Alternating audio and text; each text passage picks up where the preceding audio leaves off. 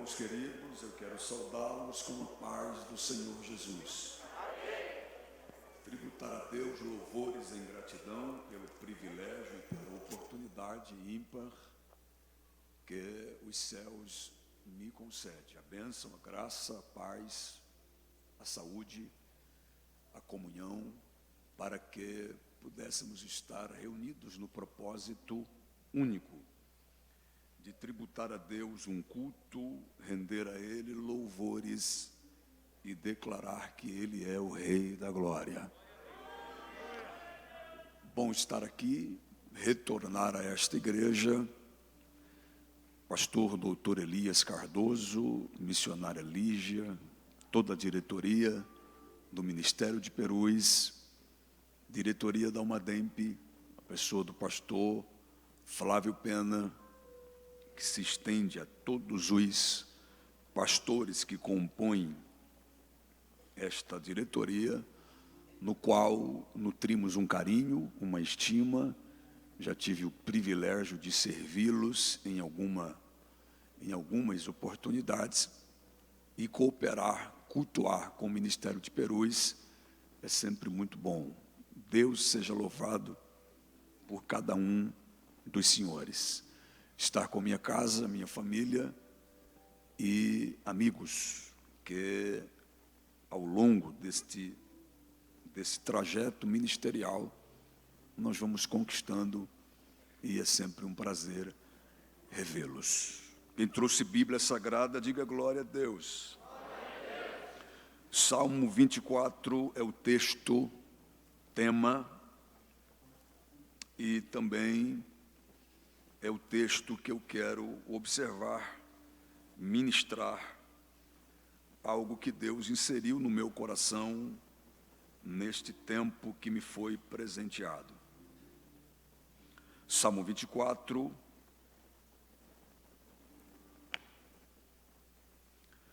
versículos 7, 8, 9 e 10. Aquele que o tem, diga amém. Levantai, ó portas, as vossas cabeças, levantai-vos, ó entradas eternas, e entrará o Rei da Glória. Quem é este Rei da Glória? O Senhor forte e poderoso, o Senhor poderoso na guerra. Levantai, ó portas, das vossas cabeças, levantai-vos, ó entradas eternas, e entrará o Rei da Glória. Quem é este Rei da Glória? O Senhor dos Exércitos. Ele é o Rei da Glória. Amém. Tome seu assento. Muito obrigado.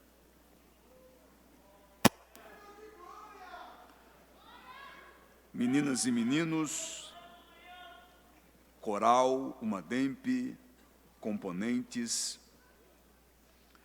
o texto sagrado escolhido como tema da edição 2021 dos jovens da ADPerus, inserido neste salmo de número 24, sabido de todos nós, uma vez dissecado, esboçado tanto em prédica quanto em cânticos, este salmo se tornou um louvor, um cântico da igreja, e isso é verdade.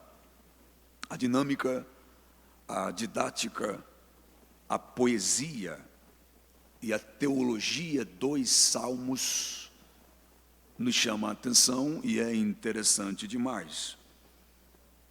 Sendo este livro de louvores compondo as Sagradas Escrituras, você percebe a distribuição poética, os viés dos poetas que salmodiaram e registraram o seu louvor a Deus.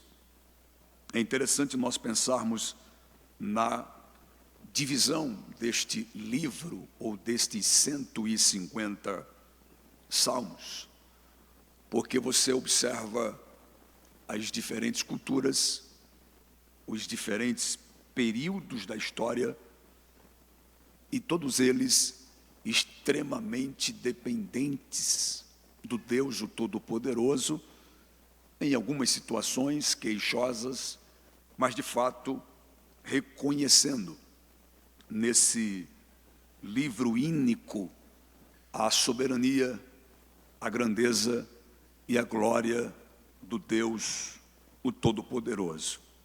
A expressão salmos já nos leva e já nos remete a pensarmos nessa ideia de cântico. Se você observar a expressão salmos ou salmo, no original hebraico a expressão é Sefer Tehillim, que nos dá a ideia de louvores. No grego, psalmoi ou psalterion, que nos leva à ideia de tocar instrumentos, e também remete-nos a adorar a Deus, a render a Ele louvores. Por mais crítico que seja o momento, nós devemos, e vocês sabem um tanto quanto eu, adorar a Deus, porque não adoramos a Deus por aquilo que Ele nos dá. Adoramos a Deus por aquilo que Ele é. Não reclamamos pelo milagre que ainda não chegou. Agradecemos pelo milagre que já sou. Esta é a mentalidade de um verdadeiro adorador. Na mais profunda angústia se expressam dependente do Deus o Todo-Poderoso. As autorias dos salmos, nas suas divisões, na sua sistematização, na sua minúcia, você percebe que não fora Davi somente o autor dos salmos. Davi compôs 73, e os demais poetas, Salomão, por exemplo, filho de Coré, Etã, Remã, Moisés, Asaf, Jeremias, Azeu, Zacarias, todos esses, eles pontuaram, ao longo do seu ministério, algum louvor, algum poema a Deus. Eu quero pontuar com vocês precisamente o Salmo em apreço, o de número 24. Eu gosto da hermenêutica expositiva. Eu gosto de uma leitura do texto e trazer lições que nos leva à compreensão das verdades que Deus de fato quer trabalhar conosco. E na oportunidade desta noite, o Salmo 24 é um salmo messiânico. Nos remete a pensarmos e a refletirmos no Messias, o nosso Jesus. Crentes somos que o Jesus, o Messias da igreja, já veio, subiu o Calvário, entregou-se à morte, ressuscitou ao terceiro dia, e o mais lindo, está entre nós pelo seu Espírito Santo. E pensarmos no Salmo messiânico, que é o de número 24, também, se dermos uma olhada no entorno, no 22 e no 23, nós temos aquilo que eruditos teólogos vão chamar de a tríade poética messiânica. No 22, no 23 e no 24, faz alusão, elucidações à pessoa de Cristo. O Salmo 22, por exemplo, se você retroceder na sua Bíblia, 23 e 22, é o Salmo da cruz, o Salmo do abandono, o Salmo do desprezo, o Salmo da condenação, quando o salmista diz: Deus meu, por que me desamparastes? Jesus diz isso, e Mateus registra, lá no capítulo 27, Deus meu, por que me desamparastes? É o Salmo da cruz. Se você observar o Salmo de número 23, é o salmo do pastor, é o salmo da provisão, é o salmo da proteção, é o salmo da celebração, é o salmo da segurança, é o salmo da honra. E neste pastor supremo, chamado Jesus Cristo, aquele que João diz no capítulo 10, ele é o bom pastor, que dá a vida pelas suas ovelhas. E nele eu tenho vida, e vida em abundância.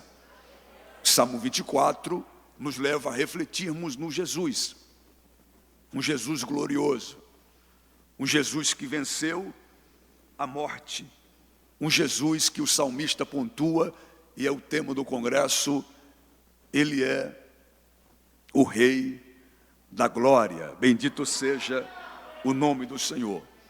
Se você observar ou fazer uma síntese do Salmo 22, 23 e 24. Salmo 22, o Salvador na cruz. Salmo 23, o pastor com o cajado. Salmo 24, soberano com coroa. Este é o nosso Senhor Jesus. Mas eu quero pensar com vocês um pouquinho, de maneira lacônica, no fundo, no pano de fundo, no histórico desse salmo, bem rápido, quando o texto sagrado de 2 Samuel, capítulo 6, e também 1 Crônicas, do 13 ao 15, você tem o retorno de Davi. Essa é uma proposta defendida por muitos estudiosos do contexto histórico do Salmo 24, quando Davi retorna a arca para o Monte Sião, e quando ele retorna com a arca, a proposta é o cântico e o louvor deste salmo. Quando alguém diz: quem é este Rei da Glória?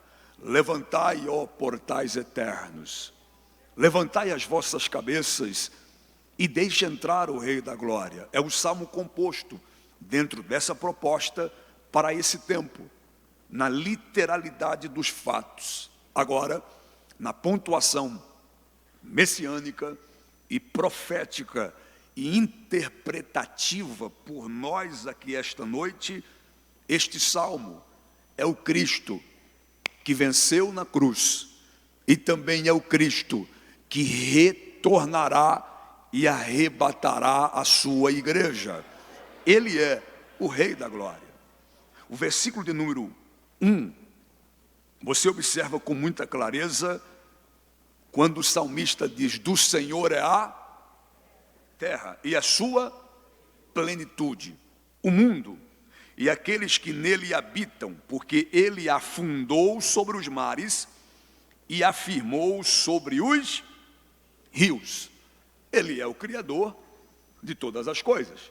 Isso não é novidade a ninguém. Paulo, escrevendo à igreja de Corinto, pontua, confirma isso no capítulo 10, quando diz: ele é o Criador de tudo, porque a terra é do Senhor e toda a sua plenitude.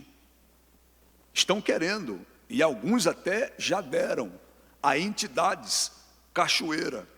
Alguns até deram a entidades mares, porque a cachoeira é não sei de quem, os mares é não sei de quem. Deus lá de cima dá uma olhada e diz: não dei nada a ninguém, ainda tudo é meu, a terra é minha, os mares e os rios são meus, ainda tudo é dele, o tempo é dele, os homens são dele, a terra é dele, ele é o soberano de todas as coisas. Eu gosto de pensar nisso quando Paulo escreve a Timóteo dizendo: ele é o Rei dos séculos. Pastor, para alguém ser o Rei dos séculos, só pode ser Pai da eternidade. A eternidade olha para ele e diz: ele é o meu Pai. E alguém pergunta para ela: como que ele é o teu Pai, se você é a eternidade? Se você é a eternidade, você não tem tempo que nasceu e nunca vai se findar. E como é que ele é o teu pai? Pois é, eu sou a eternidade, ele é o meu pai, porque de geração em geração ele é, e eu sou a eternidade, filha dele. Dá para entender esse negócio? Eu gosto disso porque o relógio tem que trabalhar com a permissiva dele. O tempo trabalha com a permissiva dele. O milésimo de um segundo tem que dizer para ele: posso ser um segundo? O segundo diz para ele: posso compor 60 segundos para ser um minuto? O minuto diz para ele: posso compor 60 minutos para ser uma hora? A hora diz para ele: posso compor 24 para ser um dia? O dia diz: posso compor 7 para ser uma semana? A semana diz: posso compor 4 para ser um mês? O mês diz: posso compor 3 para ser um trimestre? O trimestre diz: posso compor 6 para ser um semestre?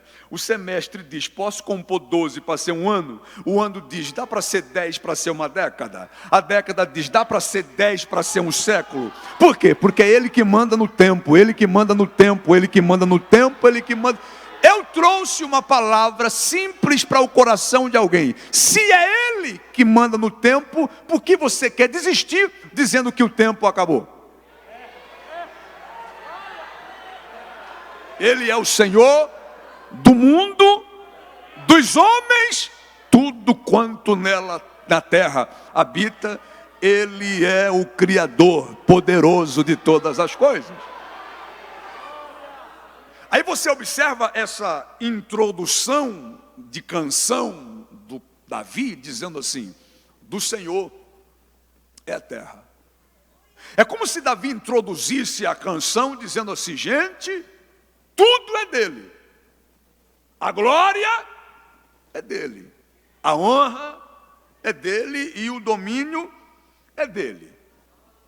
Agora, ele sendo tudo isso, ele tem um monte, um lugar, um ambiente. Ele tem uma morada. Ele tem uma casa.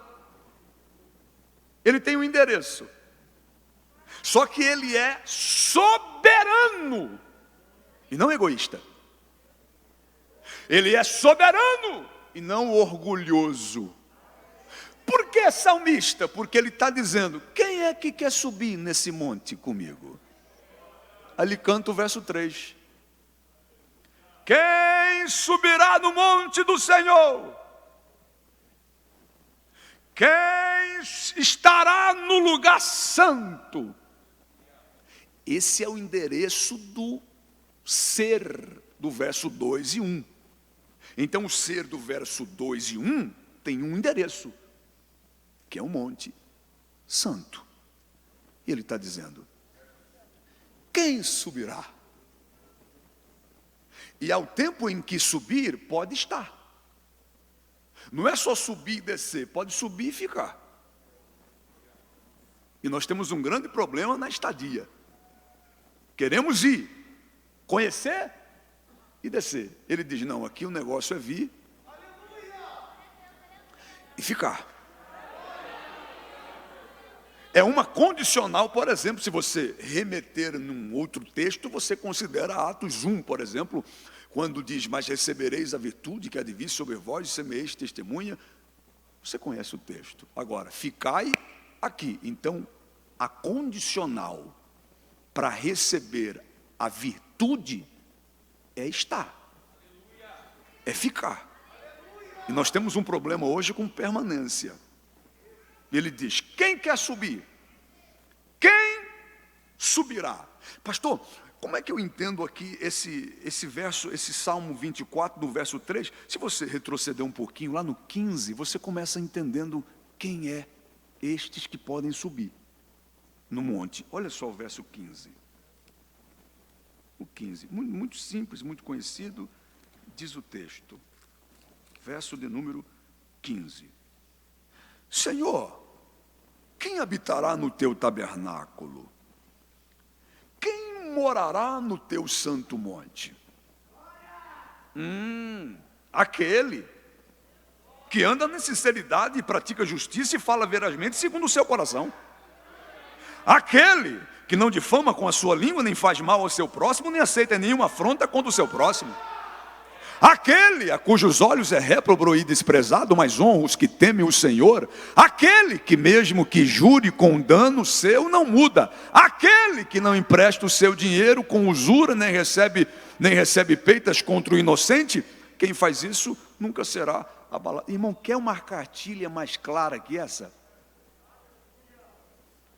Quer um livro mais claro do que esse? Então os que desejam subir, está aqui. A contemplação da soberania do verso 1 e 2 não é só para um. Não é só para uma pessoa. Há uma oportunidade para alguém subir. O problema dessa oportunidade é os faltosos de dignidade. Ah, pastor, mas eu conheço Gênesis 3. Pois é, o pecado introduzido no mundo por um homem, Adão. Paulo diz isso lá na carta aos Romanos, capítulo 3. Todos foram destituídos da glória de Deus. Então todos eram indignos. Aí veio o processo do rito, do culto do Antigo Testamento. Se você observar, no Éden, Deus mata um cordeiro e faz uma cobertura para o homem. Abraão, por exemplo, num culto, substitui o filho por um cordeiro. Então era um por um. Em Êxodo 12, o pai de família apanhava um e oferecia por toda a família. O sumo sacerdote apanhava um e oferecia por toda a nação. Então começou um por família, um por nação. Aí Deus chegou e disse: eu vou dar um para o mundo inteiro. E este que eu der para o mundo inteiro tem sangue suficiente para salvar o mundo inteiro, mas só é eficiente para aqueles que creem.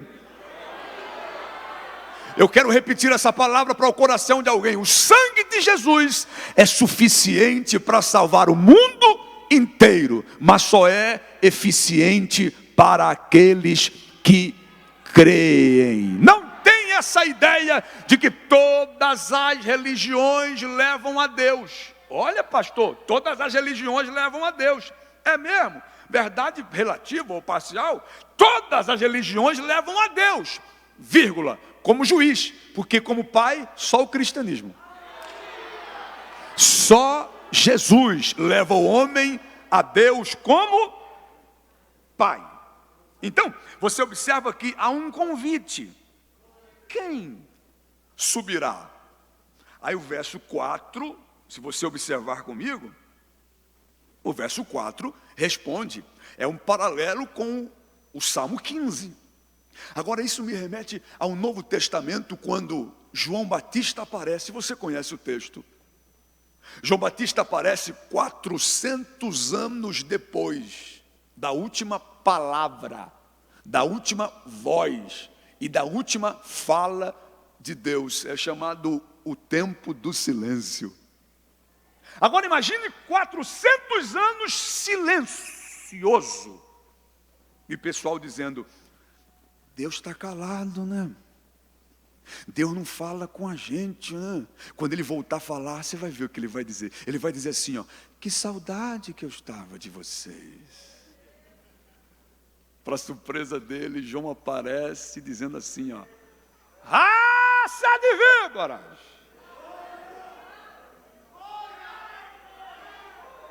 400 anos se passaram. Quem vos ensinou a fugir da ira vindoura? Aí alguém que talvez grita: João,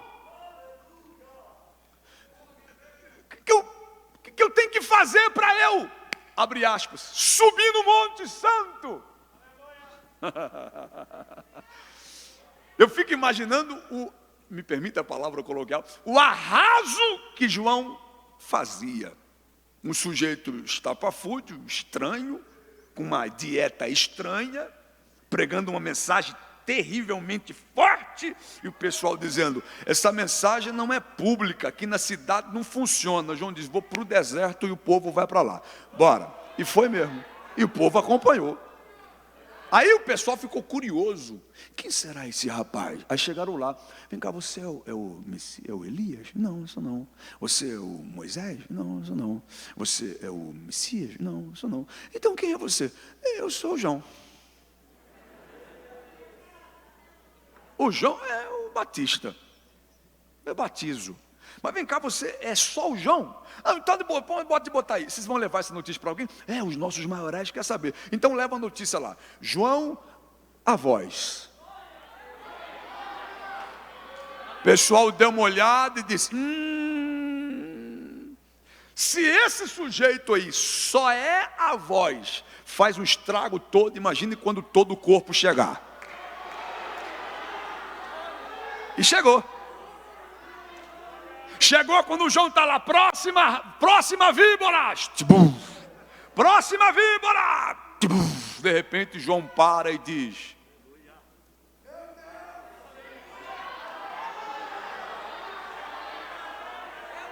aí eu consegui entender o porquê que João foi para o deserto.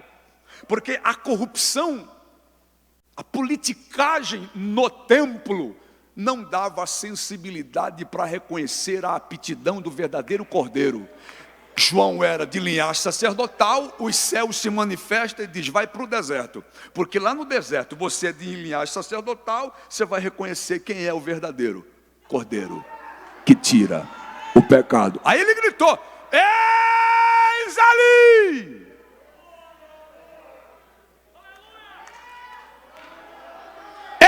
Eis ali o Cordeiro de Deus que tira.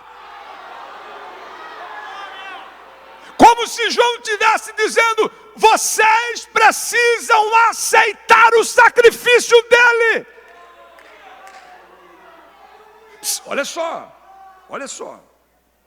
O grito desse arauto, dessa proposta, ainda dá para subir, gente. É só arrepender. Essa palavra arrependimento é um resumo do verso, do capítulo, ou da estrofe 15, e desse verso 3. Quem subirá? Quem se arrepender. Irmão, eu não sei o que fica inventando no Evangelho. Eu não sei o que fica inventando. É só pregar o Evangelho. Como é que eu faço? Arrependimento. Só que arrependimento não é chorar. Arrependimento é mudar. Arrependimento é detestar o antigo estágio que estava. Lamentar não é arrependimento. Arrependimento é mudança de pensamento, comportamento e direção. Pastor, como é que eu sei que eu estou arrependido? Frutos dignos de arrependimento. Muito simples. Que fruto você está dando? Então os frutos são requisitos indispensáveis para eu dizer assim, de fato eu posso. Mas eu estou vindo à igreja, pastor. Que bom, é bem-vindo entre nós. Mas igrejista não, nem igrejólatras.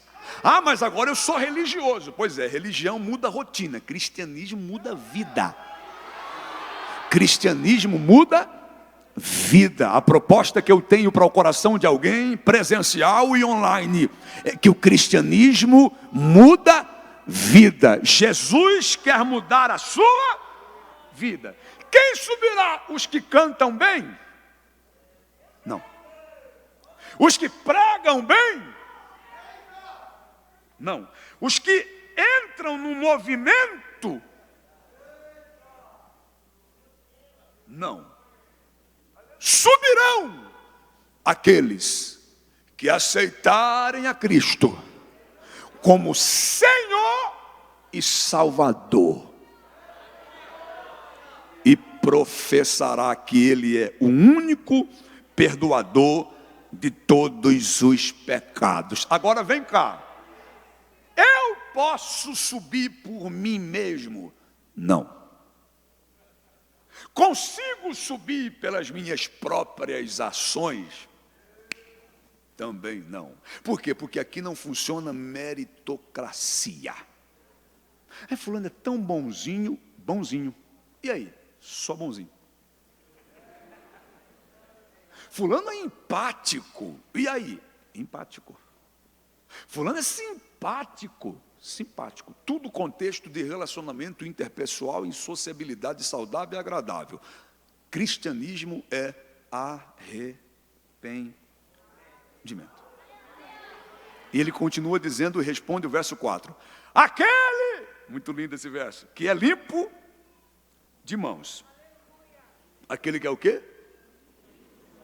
Para quê? Como eu e você que somos pó, matéria, portanto não somos limpos. Então eu não posso, por mim mesmo, me limpar. Por quê? Porque as minhas mãos são mãos pecaminosas, humanas. E eu preciso de Cristo. Eu gosto quando fala de mãos, porque mãos falam de feituras, ações. Então são aqueles que têm ações limpas, ações puras. Olha a continuidade do verso. E puro de coração, aqueles que não flertam com o pecado. O coração fala de intenção, o intento aqui dentro, a feitura aqui fora. Terceiro, que não entrega a alma à vaidade.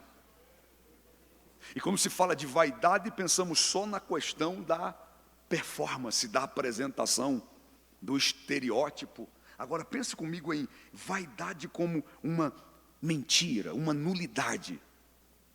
Ele continua dizendo, nem jura enganosamente. Os enganosos, os pseudos, os hipócritas, os traidores, todos estes não podem, pelo salmo, pela palavra, subirem. Nenhum de nós temos condições disto. Só Cristo pode nos dar esse acesso, pode nos dar a justificação para acessarmos. Mas o Otoniel, aí Cristo chega e diz, justificado, acessa. Mas o fulano, justificado, acessa. E aí começa a compor, aí o verso 5, este receberá a bênção do Senhor e a justiça do Deus da sua salvação. Pastor, eu estava na condição do verso 3 e 4, agora já estou no verso 5. Entro nessa condição da justiça de Deus e da salvação. Por quê? Eu e você não estávamos no Éden, herdamos a culpa. Mas eu e você também não estávamos no Calvário, herdamos a graça. Jesus está aqui esta noite para dizer para nós, tem uma oportunidade, ainda dá para alguém, ainda tem possibilidade. E o grito ainda é, quem subirá? É interessante quando Jesus diz isso lá nos evangelhos, vinde a mim. Vinde, eu gosto desse grito, vinde no original grego, delt, que significa, cheguem até aqui. Ah, mas o evangelho eu sou simpatizante, que legal. O evangelho eu dou um like, que legal. Eu curto a página, você só curte a página e só dá like. Agora o vinde de Jesus é, eu quero relacionamento, chega aqui comigo. Vem comigo para nos relacionarmos. Aí o verso 6 pontua, esta é, qual? Aquela do entender o verso 3, reconheceu o verso 4, alcançou o verso 5 e chegou no verso 6. Esta é a geração daqueles que buscam a Deus, a tua face. Aí ele remete a Gênesis 32, o Deus de Jacó, aquele Jacó que te buscou. Essa é a geração que te busca. Sabe o que é mais lindo? Pastor, já ouviu alguém dizer assim, ó, Deus não precisa de você. Eu concordo, mas Ele me quer. Ele não precisa, mas me quer. O problema é eu, que preciso e não quero. O problema não é Deus que não precisa do homem, mas o quer. O problema é o homem que precisa e não quer. Aí Deus é capaz de marcar uma sexta-feira da noite do congresso, dar uma dempre para dizer: eu te quero e sei o quanto tu precisas. Eu te quero e camaras tu revassi remaracia. Olha só, pastor, então qual é essa geração do verso 6? É a geração dos buscadores. E sabe o que é mais lindo em Deus? Que quanto mais eu busco, Ele nunca entra em falta.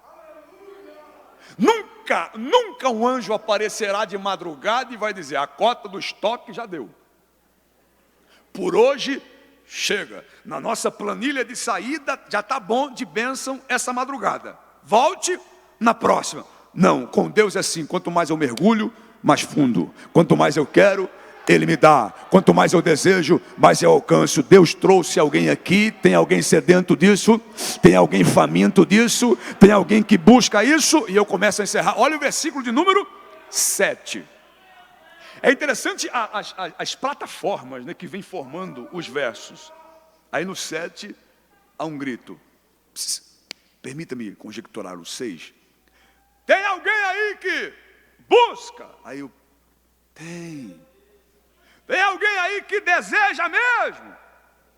Tem. Então nós vamos entrar, hein? Nós vamos subir. Nós vamos chegar lá. No monte. Aí soa-se o grito: levantai!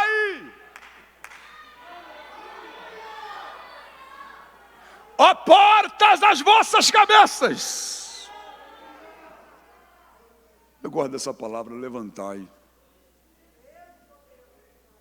Levantai, ó portas. Se você gosta assim, de uma aplicabilidade bem prática e conectar com Apocalipse 3, por exemplo, quando diz: eis que estou à porta. Então há uma porta. E essa porta ou vai ser levantada ou aberta. A expressão final aí tem a mesma compreensão, né? Abrir. E se você remeter isso no Novo Testamento, Jesus entrando em alguns lugares, é muito interessante. Por exemplo, existem casas que Jesus entrou que não entrou no coração do proprietário. E existem corações que permitiu a entrada de Jesus e Jesus nunca foi na casa. Pastor, está na Bíblia isso? Se você observar, por exemplo, o Simão fariseu de Lucas 7, ele abriu a porta da casa, mas não abriu o coração. Ele não lavou os pés, ele não beijou, ainda reclamou de quem fez. Se você observar, por exemplo, o centurião de Mateus 8, ele não precisa na minha casa não, porque o meu coração já está aberto. E você tem gente que não recebeu Jesus nem no coração e nem na casa, os gadarenos. Agora, eu conheci uma família que recebeu Jesus no coração e na casa. Quem, pastor? A irmã Marta, a irmã Maria e o irmão Lázaro. Jesus, tu és bem-vindo aqui e tu és bem-vindo aqui. Pode entrar, pode ficar, que tem mesa preparada para o Senhor. Aí você é crente, inteligente, pentecostal, e eu pergunto: ele está aí e lá?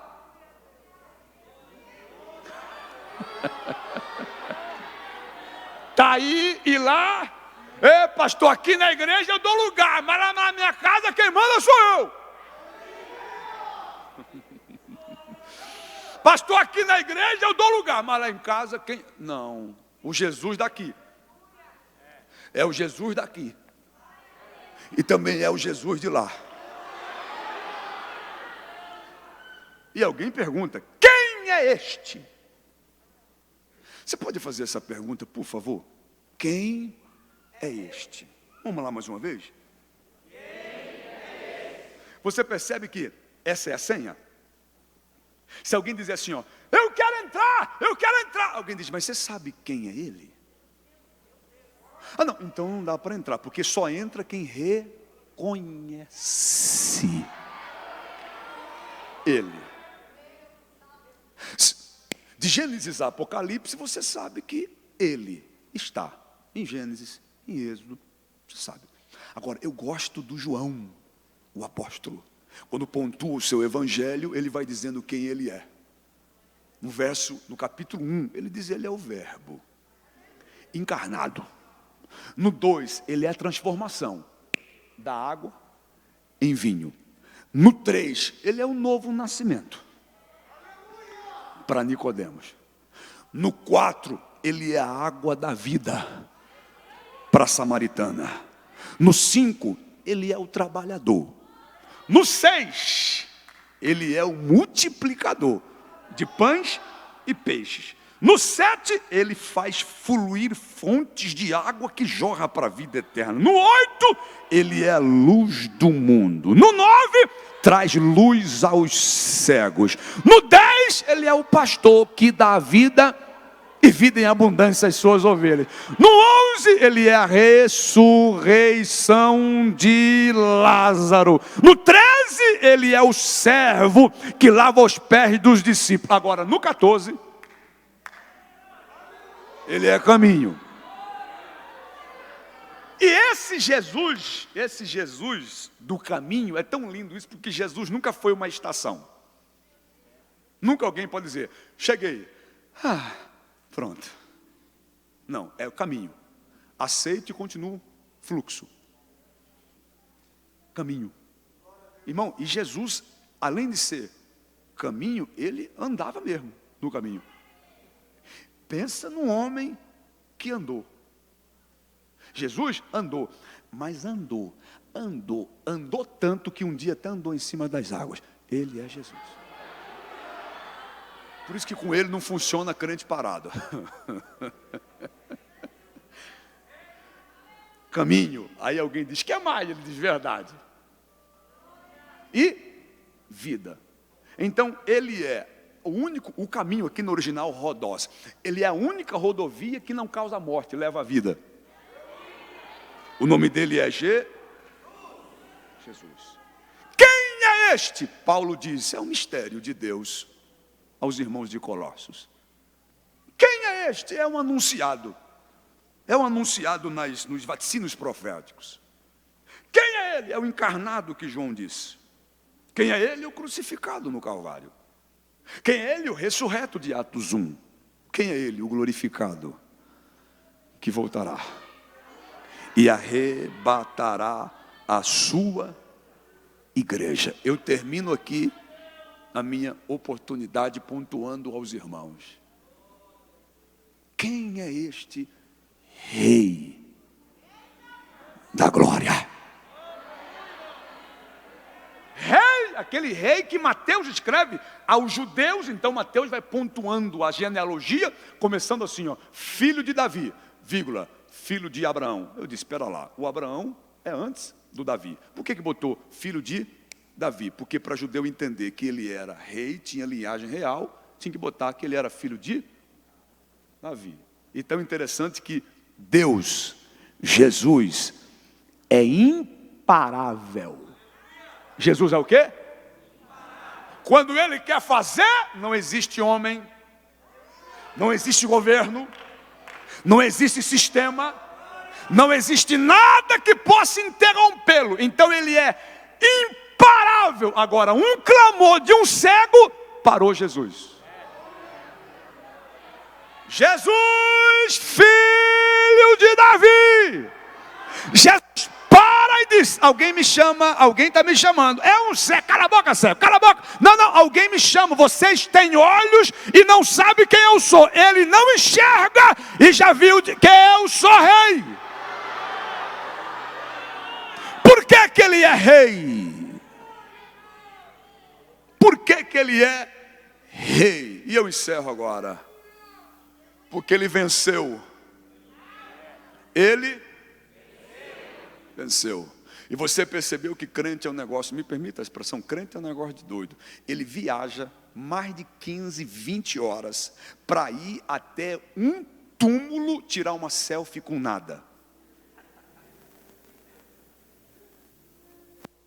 Lá no céu. E viaja, chega lá, fazer uma selfie. Alguém diz, com o quê? Com nada. Mas por que esse nada? Esse nada aqui é o meu tudo, é a base da minha fé. Por quê? Porque Buda tem túmulo.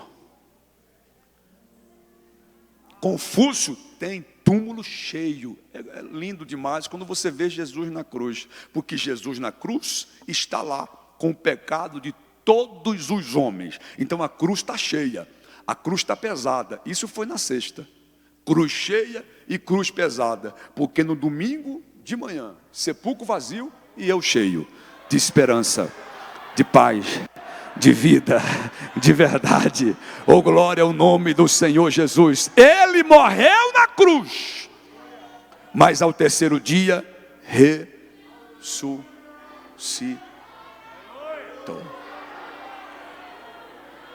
Através do ministério de Elias, 1 Reis 17, o filho da viúva de Sarepta ressuscitou. Através do ministério de Eliseu, o filho da sunamita, ressuscitou. Através do ministério de Pedro, Dorcas ressuscitou.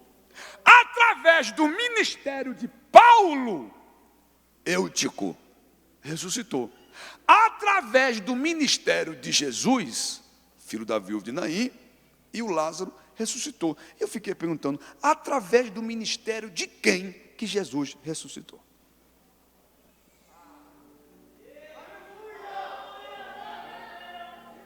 Todos precisaram de terceiros, mas ele disse assim, eu dou a minha vida, e eu mesmo torno a tomá-la.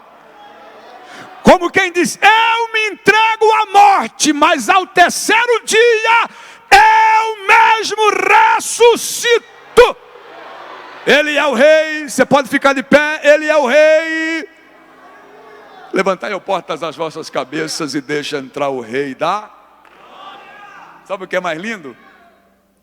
O que, pastor? Que esse rei está aqui entre nós.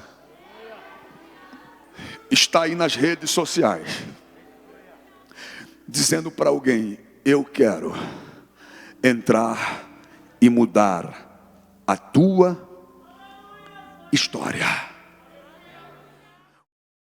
AD Perus, desde 1947, abençoando o Brasil.